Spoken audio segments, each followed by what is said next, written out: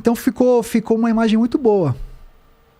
Criamos uma imagem muito boa. Essa biografia que eu fiz a matéria para a Folha conta com 2 depoimentos meus nesse livro dele.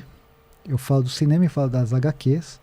E ele usa meus 2 livros como fonte bibliográfica do livro dele. Tá. Só que eu acho que foi a partir daí que a coisa desandou. Talvez ele não tenha aceitado bem o fato de eu ter falado mal do livro dele. Ele não soube separar o jornalista do fã. E o que acontece? A esposa dele, a Lilian Aragão, é assessora de imprensa dele. É a que manda na agenda dele. E ela não manja nada de comunicação. Absolutamente nada. Ela não é da área, ela não é do métier. E muito dessa imagem ruim do Renato Aragão se deve a ela. Talvez, se ela fosse uma pessoa, ou ele colocasse uma pessoa que fosse da área, essa imagem que o Renato tem hoje, qualquer coisa que você vê hoje, uma notícia relacionada ao Renato Aragão, você vê os comentários, 98% são de pessoas xingando ele. Um cara que fez tanto pelo país, assim, em termos de cinema, televisão, formou quantas e quantas pessoas. É um cara que hoje, se ele tivesse que sair na rua, ou uma notícia que fosse, todo mundo tinha que falar, porra, Renato, o cara é um gênio e tal. Hoje a maioria das pessoas xingam ele. Por quê? Ele tem uma imagem que é uma imagem ruim. E essa imagem ruim, muito em razão da esposa dele. Vou citar alguns exemplos. Eu participei do Persona em Foco, que é um programa da TV Cultura que homenageia determinado artista. Já passou por lá Tarcísio Meira, grandes caras da teledramaturgia.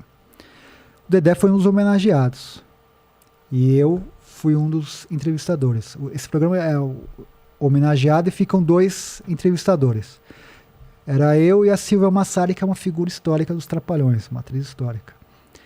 E aí no final, durante o programa, eles chamam pessoas para mandar uma mensagem, sabe? Vamos supor que você fosse lá. Aí eu pedi pro Mandíbula, falei, Mandíbula, manda uma mensagem do Vilela e tal. Pô, que legal trabalhar com o Vilela, um cara que eu conheço. Tal. Cada um fazia uma coisa. O Carlos Alberto de Nóbrega mandou uma mensagem, outros mandaram uma mensagem. Acabou o programa, eu falei, eu não vi o Renato aqui. Daí a produção falou assim, ele não quis gravar. Eu falei, cara, trabalhou anos com o Dedé, custava, porque os caras gravavam no celular e mandavam, sabe? Custava perder 1 minuto e falar, ô Dedé, que legal que você está sendo homenageado e tal. Não mandou. E por que não mandou? Por conta disso, cara, assim, é mal assessorado. Porque se fosse bem assessorado, fala assim, Renato, manda, senão vai pegar mal, as pessoas vão reparar. Um monte de gente falou, ué, cadê o Renato? Entendeu? Daí fala, pô, o Renato não quer prestar uma homenagem ao Dedé. Então cria essa imagem. Tô te dando um exemplo de vários. Entendeu? Assim. Então, esse tipo de assessoria faz mal a ele. O Carlos Alberto, o Dedé participa da Praça é Nossa. Quando a Globo não renovou com o Renato, o Carlos Alberto falou, meu sonho é trazer o Renato aqui para a Praça é Nossa, para fazer um quadro. Dedé? O Renato. Tá. O Dedé participa. Mas o Carlos Alberto falou isso nos meios de comunicação, falou, meu sonho é o Renato aqui na Praça é Nossa. Custava, o SBT ia pagar uma passagem de primeira classe para ele. Gravar 5 minutos, uma homenagem, o que for. Cara, quantos humoristas, quantos caras legais foram na Praça é Nossa.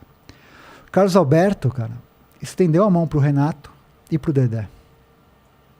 Lá atrás. O Carlos Alberto foi redator dos Trapalhões por muito tempo. O pai e o filho. Ah, é? Eles chegaram a participar da Praça da Alegria. Chegaram a participar. Custava o Dedé o Renato com uma dívida de gratidão. Falou, eu vou até lá. Participar, fazer um quadro. Não foi. E nem responde. Entendeu?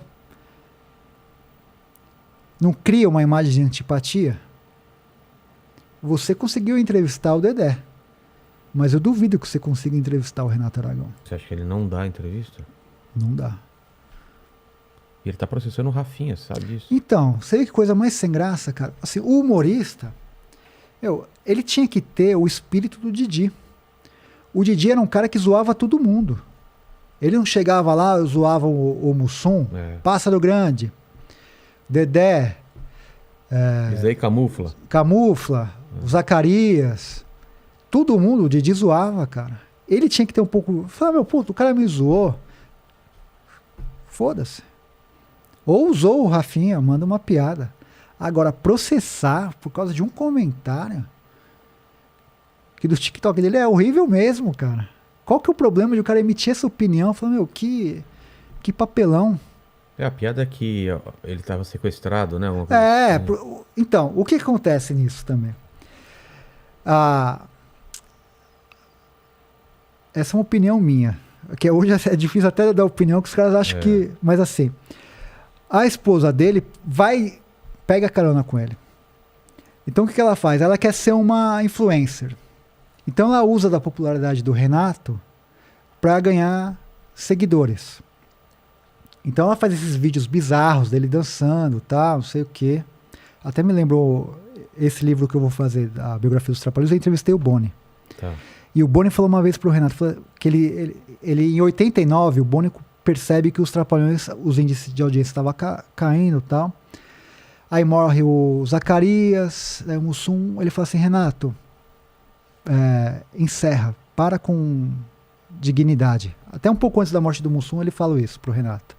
É melhor você parar no auge. Ele devia ter ouvido o conselho do Boni. Porque esses vídeos do TikTok acabam com qualquer reputação do Renato. Você vê que é uma coisa muito forçada, né? E é uma coisa muito mecânica, porque assim, ela posta e ele já responde em seguida, mas não é ele que responde, é ela que responde pra ela mesma, sabe? Gatona, eu te amo, tal, uma coisa muito... Enfim. É que eu não vejo TikTok, então não sei. Não, mas é no Instagram que ele coloca também. No Instagram? Uns vídeos, umas dancinhas e tal.